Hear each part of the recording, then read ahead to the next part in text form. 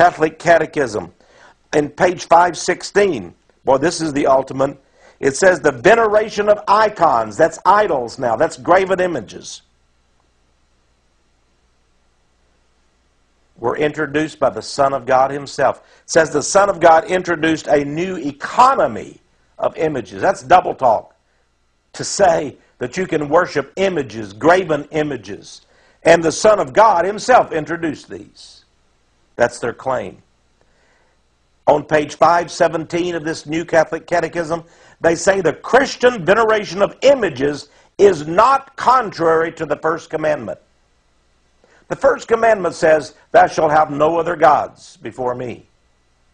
They say it's okay to worship images, to have statues of Joseph and Mary and to worship before them. Statues of St. Christopher, of St. Teresa, of St. Lucia, on and on and on. You can bow down and worship before these statues.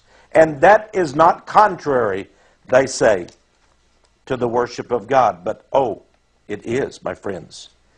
On page 566, here's something you'll be astounded about.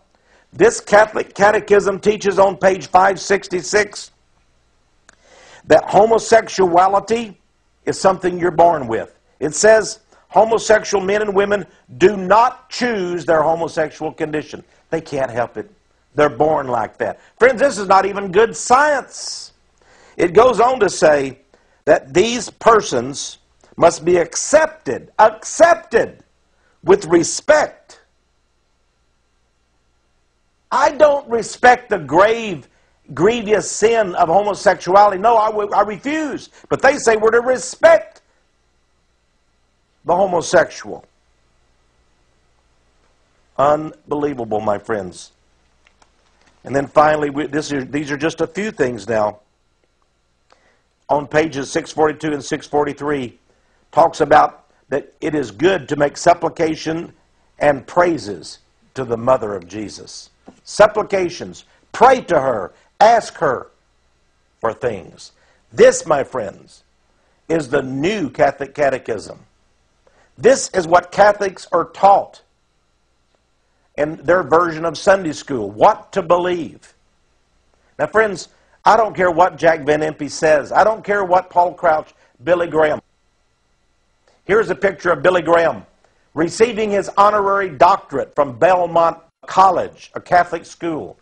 When he was there, Billy Graham said, the gospel that they preach at this school is the same gospel I believe in.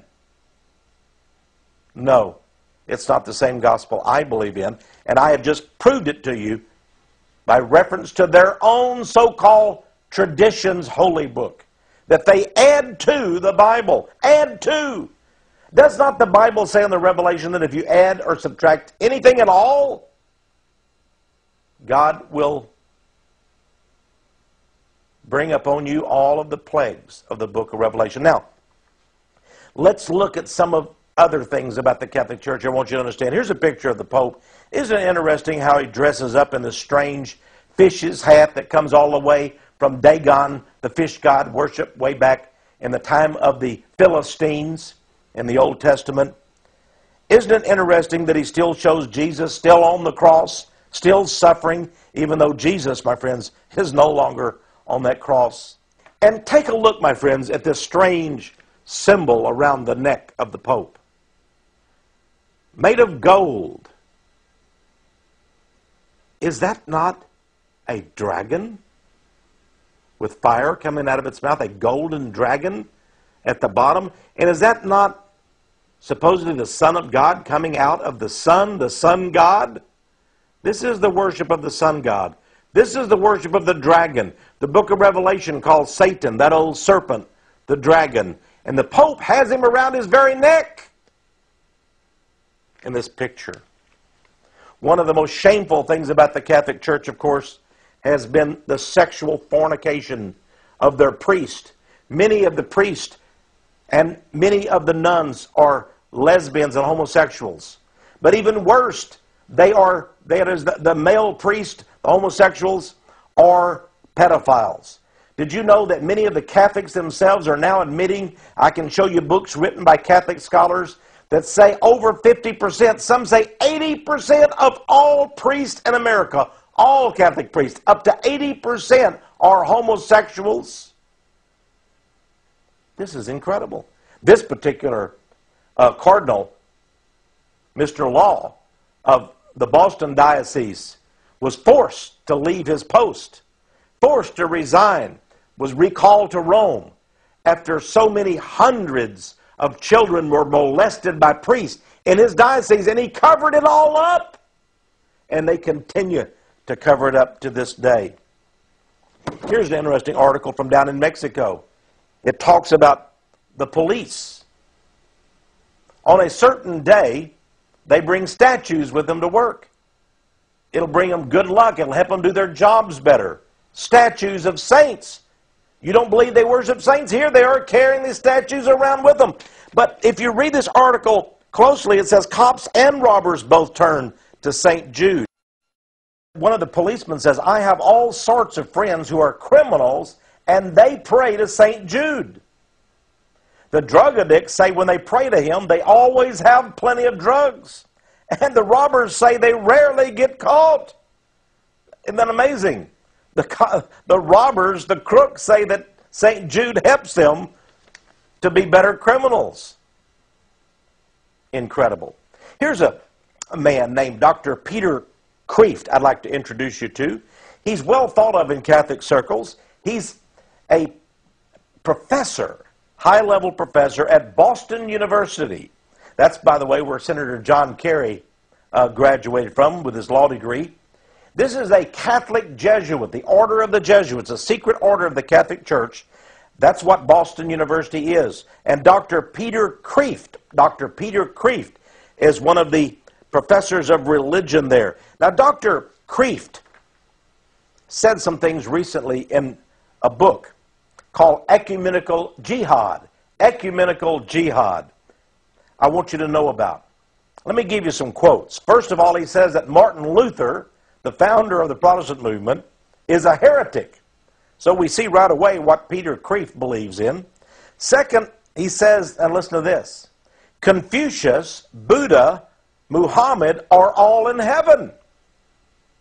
Muhammad is today on his knees in heaven worshiping Mary. Now, can you just picture that sight in your mind? Muhammad on his knees worshiping Mary in heaven? Confucius, Buddha, Muhammad, they're all in heaven. Of course, Martin Luther, I guess he's in hell. He's a heretic. But all of these false gods and prophets are in heaven, according to Peter Kreeft. And they're worshiping Mary, like every good Catholic. Listen to what he says about Allah. Allah, writes Peter Kreeft, is not another God. We worship the same God. Why is Islam expanding so spectacularly, he asked? Because God blesses those who obey his laws. Friends, did you know that Jack Van Impe also said the same thing basically in a recent TV program?